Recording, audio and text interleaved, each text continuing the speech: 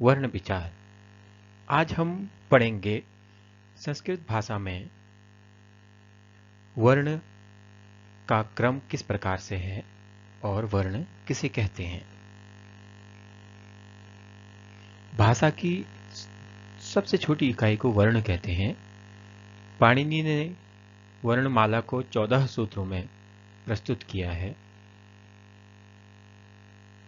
परंपरा के अनुसार महेश्वर ने अपने नृत्य अर्थात नृत्य की समाप्ति पर जो 14 बार डमरू बजाया, उससे ये 14 ध्वनियां सूत्र रूप में महर्षि पाणिनि को प्राप्त हुए। इसके लिए एक श्लोक का उदाहरण दिया जाता है। नृत्तावशाने नटराज राजो ननाद ढक्काम नव पंचबारम उद्धर्तु कामः सनकादि सिद्धात् नीतद्विमर्शे शिवसूत्र जालम। भगवान शंकर के डमरूनाद से इन 14 सूत्रों का आविर्भाव हुआ। ये सूत्र इस प्रकार से हैं। ऐ उण रे लृक् ए ओंग ऐ औच हैवरट लण यमगण नम झभय घड़धस जब गडदस खप छठत चट तब कपय शशर हल। इन सूत्रों में यहाँ पर कोष्टक के अंदर कुछ वर्ण दिए गए हैं। इन वर्णों का तात्पर्य प्रत्याहार के संदर्भ में किया गया है, अर्थात इन सूत्रों में इन वर्णों को ही गिना जाता है जिन्हें हम पूरे संस्कृत व्याकरण में सूत्र रूप में जो महर्षि पाणिनि ने नियम बनाए हैं, उन नियमों के उल्लेख के लिए बनाए जाने वाले प्रत्याहारों में एक कोड के रूप में इनको व्यक्त किया जाता है। तो उसको जब हम डिकोड करते हैं तो उस समय इन वर्णों को ही हमें समझना होता है।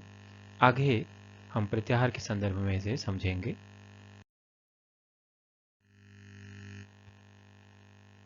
प्रत्येक सूत्र के अंत में जो हलन्त्य वर्ण है उसका प्रयोग प्रत्याहार बनाने के उद्देश्य से किया गया है, अर्थात उनका उपयोग केवल प्रत्याहार सिद्ध करने के लिए होता है, किंतु उनकी गणना यदि हम सूत्रार्थ के संदर्भ में करते हैं तो अंतवर्ण की गणना नहीं होगी। जैसे अ ई उण में ण हल वर्ण है।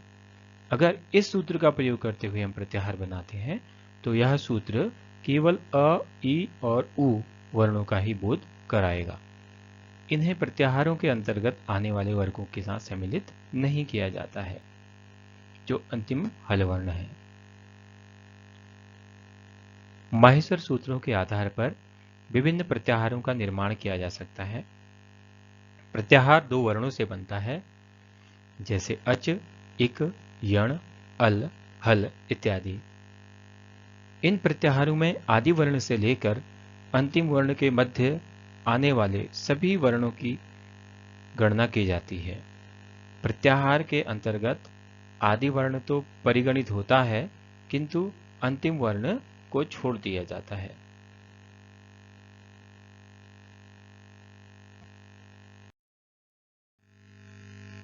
आइए प्रत्याहारों के कुछ उदाहरण हम देखते हैं। अच अर्थात अ, ई, उ, री, लृ, ए, ऐ, ओ, औ। इन वर्णों का बोध कराता है यह प्रत्याहार। यहाँ आदि वर्ण अ का परिगणन किया गया है तथा अंतिम वर्ण च जो हलन्त्य है उसको छोड़ दिया गया है।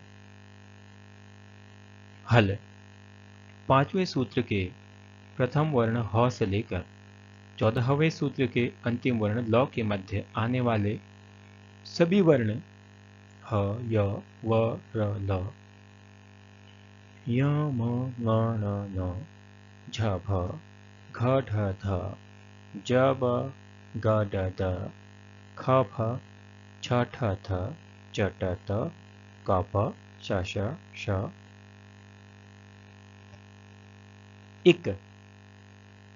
एक प्रत्याहार प्रथम सूत्र के द्वितीय वर्ण ई से प्रारंभ होकर द्वितीय सूत्र के अंतिम वर्ण क के मध्य आने वाले सभी वर्णों का बोध कराता है, अर्थात ई, उ, री और लृ।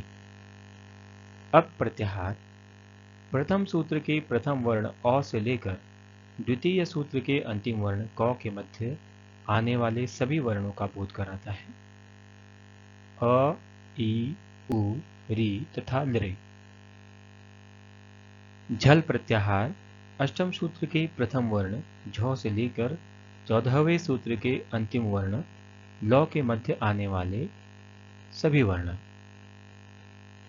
झ, फ, घ, ढ, थ, ज, ब, ग, ड, द, ख, फ, छ, ठ, थ, च, ट, त, क, प, स, श, स तथा ह। यण प्रत्याहार पंचम सूत्र के द्वितीय वर्ण य से प्रारंभ होकर षष्ठ सूत्र के अंतिम वर्ण ण के मध्य आने वाले सभी वर्णों का बोध कराते हैं। य, व, र तथा ल इनका बोध कराते हैं। अभ्यास कार्यम अभ्यास कार्य के अंतर्गत आपको अभी हमने जो प्रत्याहार समझे थे उन प्रत्याहारों का अभ्यास करना है। इसके लिए कुछ उदाहरण दिए गए हैं। इन प्रत्याहारों के द्वारा जिन वर्णों का बोध होता है उसे आपने इनके सामने लिख देना है।